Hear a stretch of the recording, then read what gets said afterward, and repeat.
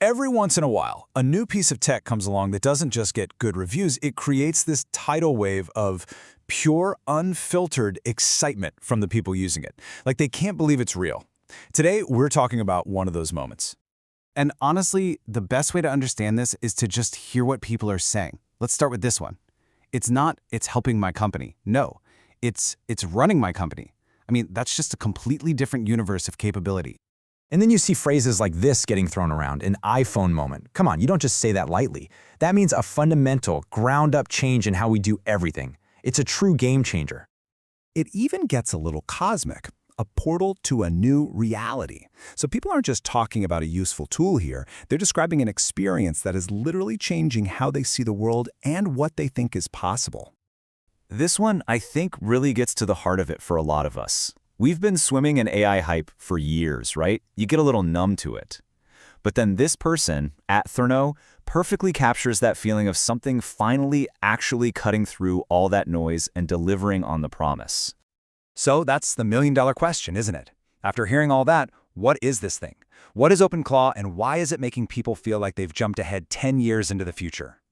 Well, let's break it all down. All right, let's pull back the curtain. We've heard the shock and awe, now let's get into what this thing actually is. Okay, so in a nutshell, OpenClaw is a personal AI assistant. But here's what makes it totally different. First, it runs on your computer, not in some mysterious cloud. It talks to you through apps you already use, like WhatsApp. And here's the kicker. It can actually do things. It has real agency. So what kinds of things are we talking about? Well, it starts with the stuff you'd hope for, right? Clearing out your email, managing your calendar, checking you in for a flight, but then it just keeps going. It can browse the web for you, read and write files on your own machine, and even run code.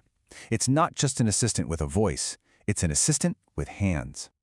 And this is where we really start to blur the line between a handy tool and something straight out of science fiction. Let's look at what this doing really means. I mean, just look at this. This is a real workflow from a developer. The AI sees an error pop up. By itself, it runs tests to figure out what's wrong. Then it writes the code to fix the problem and opens a pull request on GitHub to submit the fix. That entire chain of events happened autonomously. It's incredible. And its actions have real-world consequences. This story is amazing. A user's AI assistant basically picked a fight with their insurance company over email, and it actually worked. The company, which had rejected their claim, decided to take another look. This isn't happening in a simulation. It's interacting with the world. Okay, this one might be the most mind-blowing of all. The AI was given a task, but it realized it was missing a tool it needed, an API key. Instead of just giving up, it opened a browser, navigated the super complex Google Cloud Console, and got the key for itself. It doesn't just follow orders, it solves problems to get the job done. So what makes all of this possible? It's not just about clever code. It's about a fundamental difference in philosophy. A philosophy that's all about who's in charge.